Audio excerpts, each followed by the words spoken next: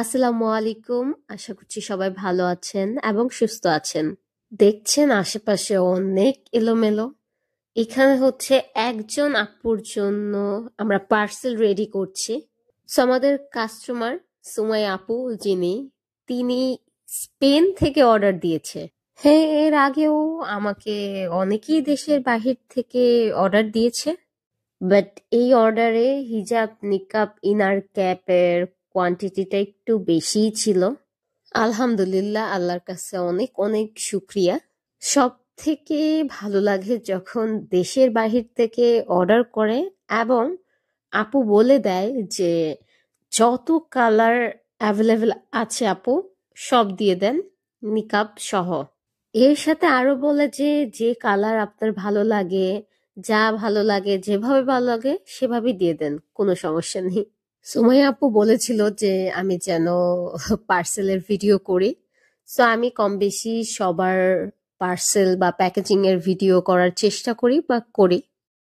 কোনো কোনো টাইমে হচ্ছে কিছু কিছু আপুর পার্সেলের ভিডিও আমি করতে পারি না, হয়তো ডেলিভারি বয় চলে আসছে বা এখন ভিডিওটা করা পসিবল হচ্ছে না, তখন আমার নিজেরই খারাপ লাগে। তো একবার হচ্ছে আমার সাথে এমন ঘটনা ঘটছিল যে একটা আপু অনেক কিছু অর্ডার করছিল। সো আমি হচ্ছে সবকিছু গুছাচ্ছিলাম যে ভিডিও করব। সো আমাকে ডেলিভারি বয় কল দিতেছে, এখন পার্সেলটাও তাড়াতাড়ি ডেলিভারি করতে হবে। তো আমি এটা যে একদিন রেখে দিব, রেখে দিয়ে কালকে পিক আপে দিব, সো ওইটাও পসিবল হচ্ছে না। তো আমি ভিডিও না করে তাড়াতাড়ি পার্সেলটা করে ফেলছি। তো আপু পার্সেল পাওয়ার পর বলতেছে, আপু ভিডিও করেননি, আমার খুব ভালো লাগে আপনার ভিডিও, আপনি পার্সেলের ভিডিও করবেন এর জন্যই অর্ডার দিছি। তো তখন আমার খুবই খারাপ লাগছে। তো এর পরে থেকে আমি চেষ্টা করি যে সব আপুর পার্সেল প্যাকেজিং এর ভিডিও করার। তো সুমাইয়া আপু অর্ডার করেছিল যে হিজাব, যত কালার হিজাব আমাদের কাছে অ্যাভেলেবেল আছে। তো আমার কাছে মেবি 32টা নাকি 33টা কালার অ্যাভেলেবেল ছিল, বাট সবগুলারই নোজ নিকাব ছিল না। অ্যান্ড নোজ নিকাব এতগুলো কালার হচ্ছে রাখা পসিবল না। হিজাব যত কালার রাখা যায় ওইটাতে সমস্যা হয় না, একদিন না একদিন সেল হবে। বাট নিকাবটা একটু ভিন্ন জিনিস, এত কালার রাখলে পরে আমাদেরই প্রবলেম হয়। সো আমি নিকাব হচ্ছে বেশিরভাগ 15টা কালার নর্মালি রাখি। সো আপুর তো 15টা হিজাবে হবে না, ওনার একটু বেশি হিজাব লাগবে।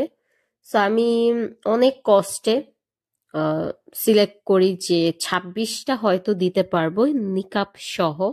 এখানে আবার কাহিনী হচ্ছে ইনার ক্যাপও লাগবে। সো ইনার ক্যাপটা আমি পরে অ্যাড করছি, আগে হচ্ছে নিকাবের ব্যাপারটা ক্লিয়ার করছি এখানে। তারপর অনেক কষ্টে যদি এক্সট্রা কোনো কাপড় থাকে ওইখান থেকে আবার হচ্ছে আমি কিছু কাপড় কিনে নিয়ে আসছি।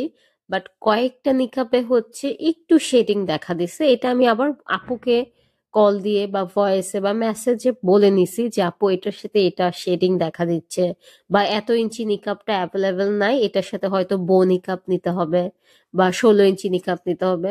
সো আপু বলছে আপু চেষ্টা করবেন যে বেশিরভাগ হিজাবের সাথে 8 ইঞ্চির নতুন যে নিকাব গুলো এগুলো দেওয়ার। সো আমি বলছি আচ্ছা ঠিক আছে।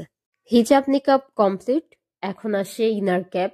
সো ইনার ক্যাপ 26টা কালার, আমি ভাবতেছি কিভাবে পারবো, কিভাবে ম্যাচিং করে আনবো।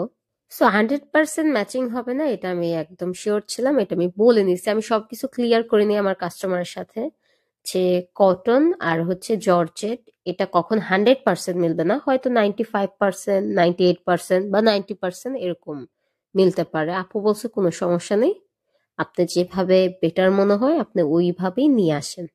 যেহেতু অনেকগুলো হিজাব আর ওয়েটটা প্রায় 7 থেকে 8 কেজি হয়েছিল, তো আমি রাতেই একটা বড় কার্টুন নিয়ে আসছিলাম আঙ্কেলের কাছ থেকে।